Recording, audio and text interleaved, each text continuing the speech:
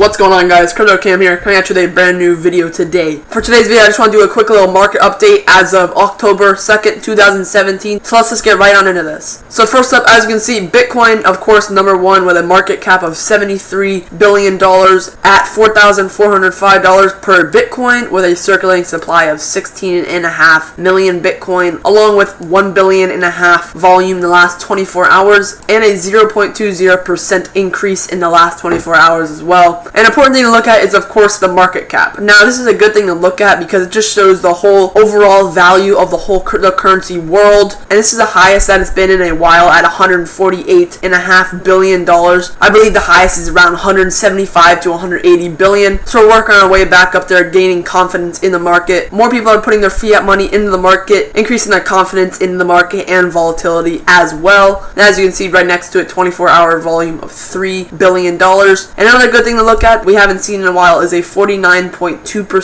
Bitcoin dominance. So this basically means that of the whole market cap, Bitcoin is almost half. This is the highest that we've seen it in a while. We've seen it go a little above 50, but overall 49.2 Bitcoin dominance in the market is very good. As Bitcoin goes up in the future, it will be sure to bring this number above 50%. And then some other important altcoins to look at also are Ethereum, with a market cap of $28.25 billion at $297 per coin, with a circulating supply of 95 million coins, and last 24 hours, of course, $337 million at a negative 1.47% decrease in the last 24 hours. And last coin I want to talk about on this page is Litecoin, sitting at $3 billion in market cap, $53.37 per coin, 53.25 million circulating supply, $95.25 million last 24 hours, and negative 2.33% decrease in the last 24 hours. So there's been a lot of talk in the community if Bitcoin is on its third bull run, and I believe Bitcoin is on its third bull run because sitting at $4,405, it has plenty of room to go up. I think Bitcoin will beat its all-time high of around $5,000 and keep setting newer all-time highs around the end of October and throughout the rest of the year. Once Bitcoin and the whole cryptocurrency market is mainstream and it starts to get talked about a lot in general, Bitcoin will become the new digital decentralized currency that will be used for our future generations. So now I'm just going to go head over to tradingview.com, where I look at all my cryptocurrency charts for free. And if you don't know anything about Bitcoin, or you're new to Bitcoin, well, Bitcoin is a decentralized cryptocurrency that can be used for many different purposes in the world. Recently it just hit over 5,000 US dollars, and ever since that there's been a lot of China FUD, and if you guys don't know what FUD means, it means fear, uncertainty, and doubt. And all that Chinese FUD and Jamie Dimon, of course, saying that Bitcoin is a fraud, caused a lot of people to have FUD, hence causing this huge sell-off all the way down to below 3,000. And when Bitcoin went below 3,000, it caused one of the biggest buy order spikes in the volume indicator right here. As you can see, this is the biggest green spike that we have seen in Bitcoin's whole life, so that was very crazy. Bitcoin was not below 3,000 for a while at all, and then we saw a rebound from under 3,000 all the way up to 4,000, and ever since that 4,000 pulled back all the way to this 3,500 area, we just seen a constant uptrend in the coin's value, and a lot of people are seeing this uptrend as the third bull run in Bitcoin's lifetime. So as you can see, we have one bull run there, huge bull run, almost all green candles, and then another one right here from around $1,800 down here all the way up to 4,500. So that's one bull run there, that's another bull run there. And a lot of people are suspecting that Bitcoin will have its third bull run all the way up to around 5,000, destroying the all-time high and creating new all-time highs all the way up here. I personally think it will. I'm looking forward to that very much. And as you can see on this 50-day, 100-day, and 200-day moving average, they're kind of spread apart from each other. And usually when it means that they're spread apart, that means there's a little fear and uncertainty in the market.